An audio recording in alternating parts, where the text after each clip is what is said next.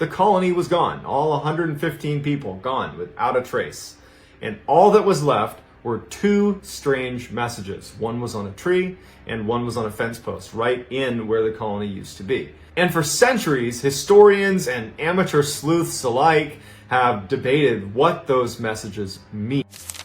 The Aztec Empire has always been tied to images of blood-soaked sacrifices on the tops of pyramids. But that may have been only the outer shell hiding a quieter, far more brutal crime. In early 2026, DNA analysis from the Lake Zaltoken region, dating back to the 14th century, exposed a haunting genetic paradox. The male chromosomes of tens of thousands of indigenous Otomi people suddenly vanished completely, even though beneath the layers of earth, there were no mass graves, no shattered skulls, no signs of a battlefield. Yet the female genetic line survived and continued almost intact. There is still no direct proof, but this abnormal rupture is beginning to reveal a grim possibility. A hidden campaign of erasure meant to strip away reproductive power, turning the women left behind into forced nurseries. Were those great pyramids the glory of a civilization? Or were they actually the crime scene of a biological genocide that successfully buried the extinction of a bloodline for the last 700 years? In 1587, 115 English settlers stepped onto a wild strip of land along the coast of North America to build the colony of Roanoke. 3 years later, every trace of their settlement had gone silent. No bodies, no blood, no broken weapons. Historians have often explained this disappearance through scenarios that are easier to accept. They starved, they moved away and mixed with indigenous communities, or they were wiped out in a nighttime raid. But recent laboratory and archaeological evidence is now pointing toward a far darker possibility. Those 115 people may not have disappeared because of war. They may have been forced into a zone of absolute isolation. A dead zone secretly marked off and erased on paper by the very man who led them. The first clue that overturned centuries of assumptions was not buried in the mud of North America. It was hidden on a yellowed piece of parchment, now carefully protected inside the British Museum in London. It was the La Virginia Pars map, drawn by Captain John White himself, the leader of Roanoke, before he sailed back to England to request supplies. In 2012, Brent Lane, a researcher with the First Colony Foundation, enlarged the surface of the map to examine the coastal lines. He noticed two tiny paper patches. They had been cut and placed with remarkable precision, covering the original ink beneath. At first, this looked like a simple 16th century cartographer's correction, a handmade way to hide a drawing mistake. But something about the position of those patches made researchers stop. The British Museum immediately took the original map into the lab and placed it on a light table. As a strong white beam passed through the fibers of the more than 400-year-old paper, the ink concealed underneath slowly began to appear. Beneath the patch was a four-pointed star symbol, its sharp corners clearly visible. At the time, this was a standard navigational mark used to indicate a fortified site with defensive walls. Someone had drawn a stronghold at a specific coordinate, then carefully covered it with another layer of paper, using special adhesive to remove it completely from the eyes of the world. The hidden symbol was not located on the coast near Roanoke Island. It sat deep inland, right at the fork of the Chowan River and Salmon Creek, in what is now Bertie County. From the original fort to this new coordinate was a distance of 50 miles. Imagine it. 50 miles on a modern paved road might take barely an hour by car. But for a group of English settlers at the end of the 16th century, including women, children, and the elderly, already running out of food, 50 miles through old-growth forest would have been a brutal journey. They would have had to cut through trees, cross murky coastal swamps, and survive harsh weather with almost nothing. And that distance matches perfectly with the only note Captain John White left before he departed. The settlers planned to move 50 miles into the Main. The Chowan River coordinate sank into silence until February 2025.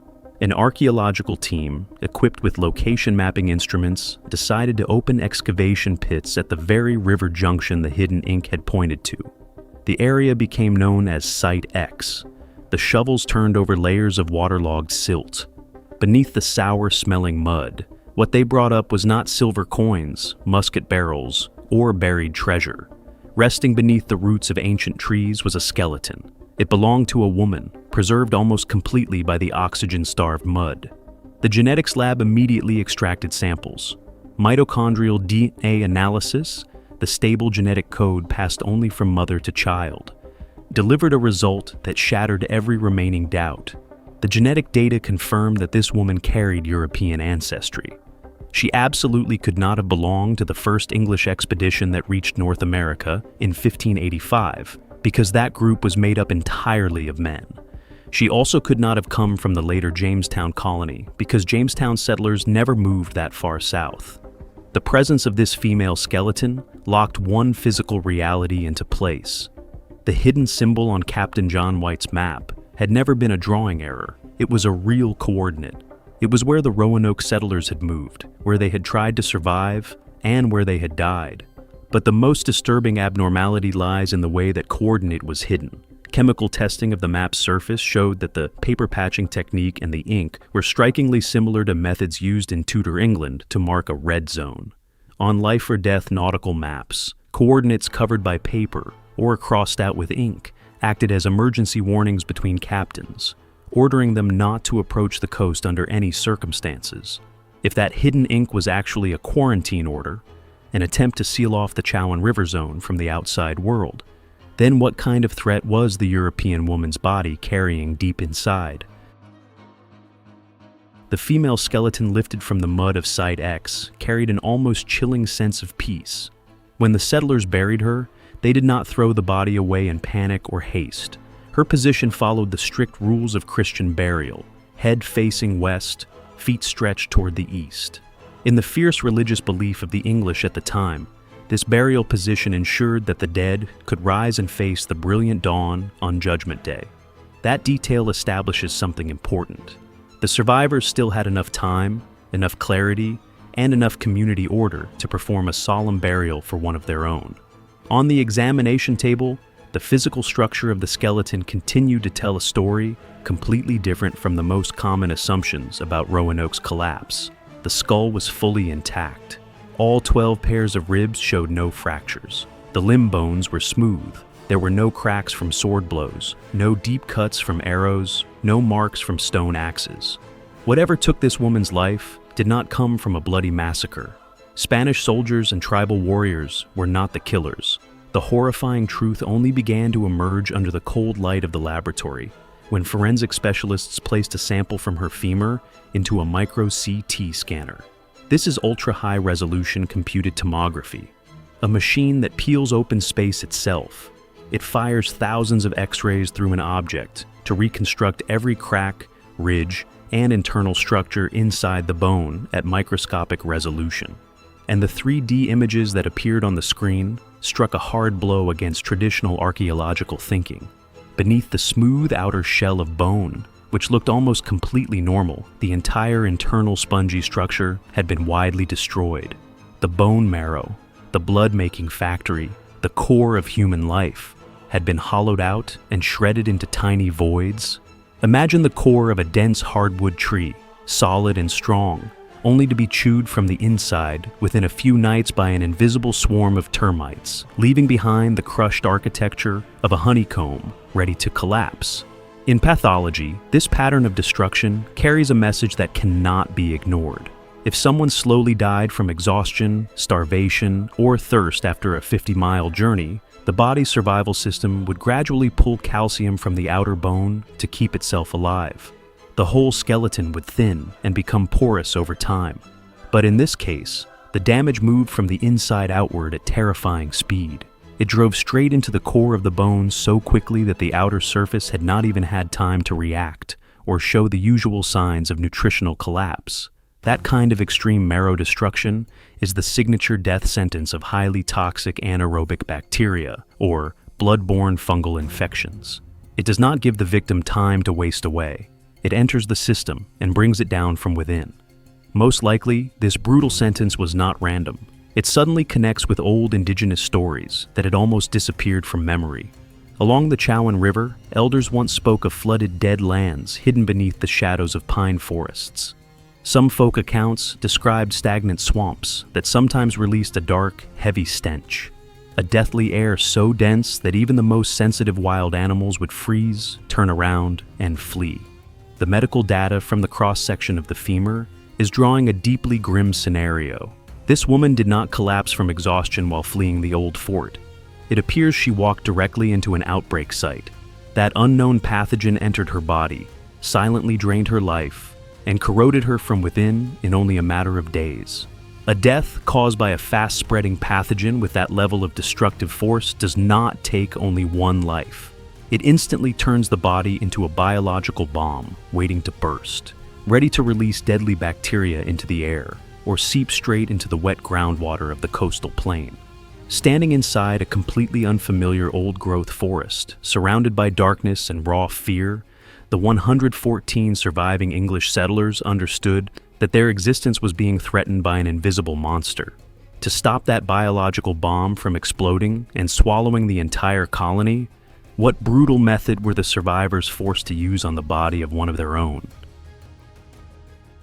The secret of how the Roanoke settlers dealt with death does not appear in any document or ancient letter. The answer was buried in darkness, locked inside the sediment surrounding the skeleton and the fragments of Surrey, Hampshire pottery.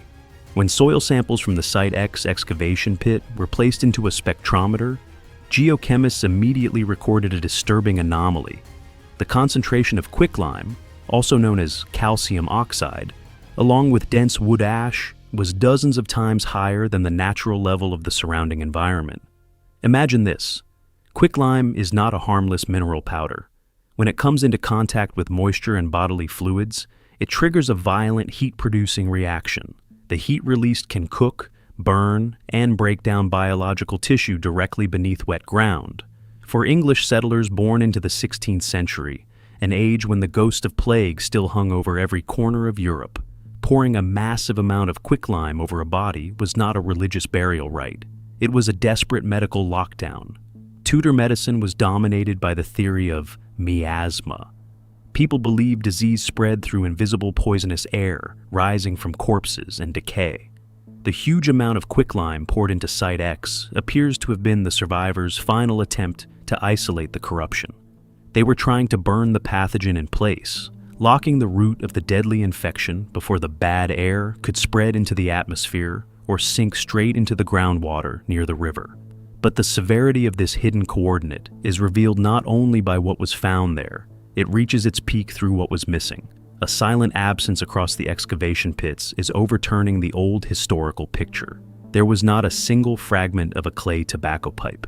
To understand the weight of that absence, one has to look back at the daily life of Englishmen in the late 16th century. For men pushing into a new world, a clay tobacco pipe was not just a personal object. It was inseparable from the idea of living.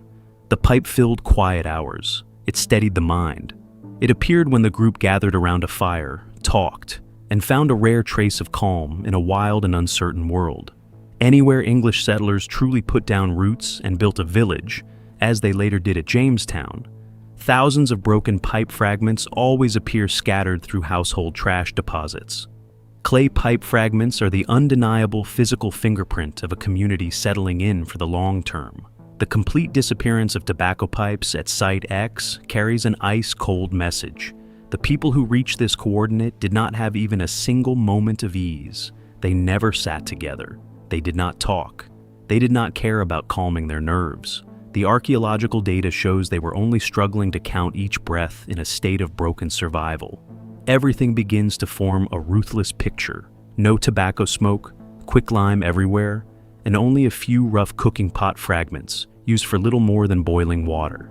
This chain of physical evidence tears apart the fantasy of a promised land.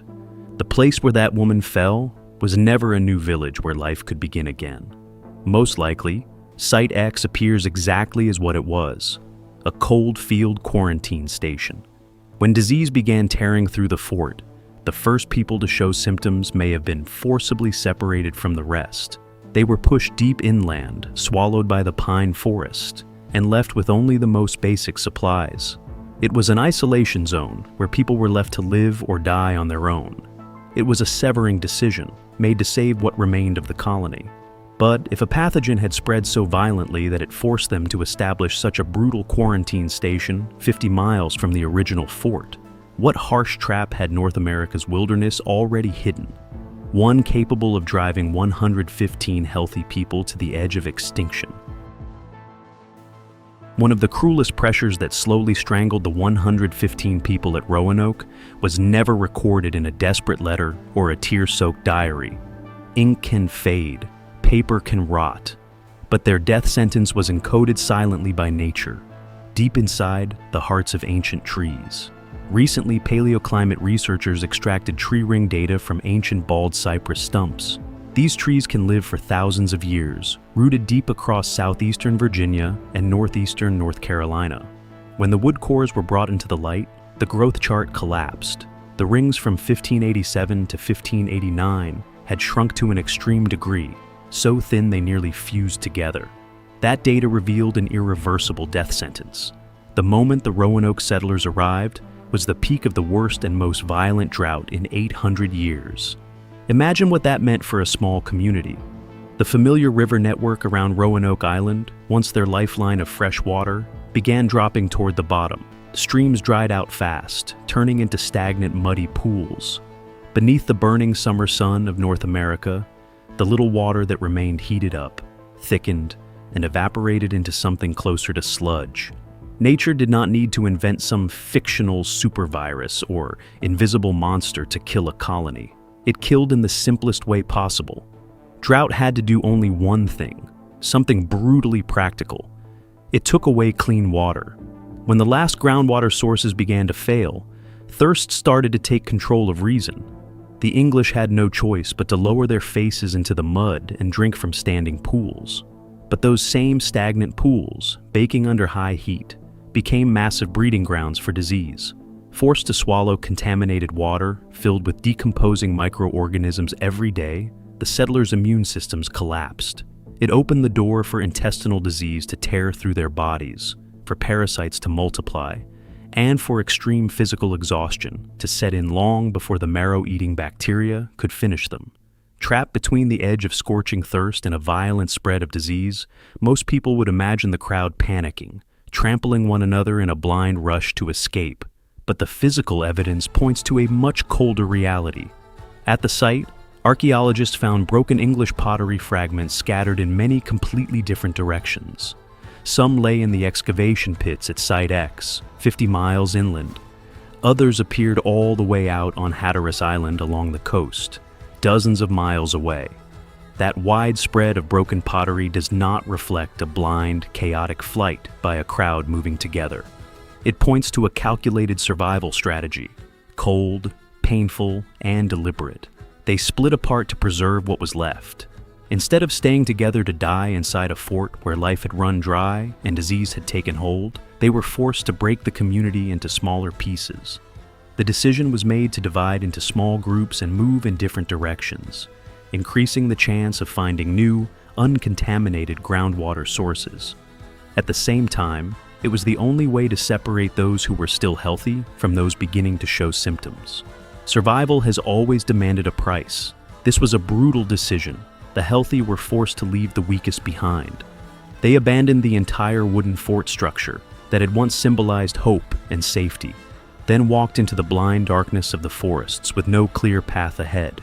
But before the last group left Roanoke, abandoning their old life in search of the thinnest chance of survival, they knew Captain John White would eventually come back for them. So, what sign did they leave behind to warn the outside world that this fortified settlement had become a trap? In August 1590, Captain John White finally dropped anchor back at Roanoke Island after 3 long years in England. As the small boat slid onto the sand, the scene waiting for him was unlike anything a soldier would have imagined. There was no bloody battlefield, no swollen corpses, no shattered weapons, no burned smell from homes reduced to ash. The entire wooden palisade of the fort still stood intact, driven into the ground as if it had been built only yesterday. The silence at Roanoke was chillingly empty. This did not look like a colony destroyed by violence. It looked like a place deliberately abandoned. The only clear physical clue staring directly back at John White was a string of letters. On a large wooden post at the main entrance of the fort, the word CROATOAN had been carved deep and clean. Not far away, on the trunk of a tree facing the coast, 3 unfinished letters appeared: C-R-O. For more than 4 centuries, historians have largely agreed on the simplest and safest interpretation of this message. They treated it as a forwarding address. In the popular reading, CROATOAN referred to the island of a friendly indigenous tribe to the south. The carving was simply a note left for the rescue party, meaning, "We moved." That interpretation makes sense, especially because John White carefully examined the area and found no Maltese cross. Before he left, White had given strict instructions. If the settlers were attacked or in danger, they were to carve a cross above the name of the place they had gone. The complete absence of that warning sign proved that the 115 settlers had not fled in panic. They had organized their departure with order, calm, and calculation. But that perfect order is exactly what reveals a second meaning. One far more chilling. What if the threat had not surrounded them through arrows from outside the fort, but had already been incubating inside the air and the muddy water within it? CROATOAN may still have been the place where the healthy groups headed after the split. But when those letters were carved directly into the wooden post at the main entrance of the fort, they immediately took on the shape of a very specific defensive tool. Look back at how 16th century Europe responded to disease.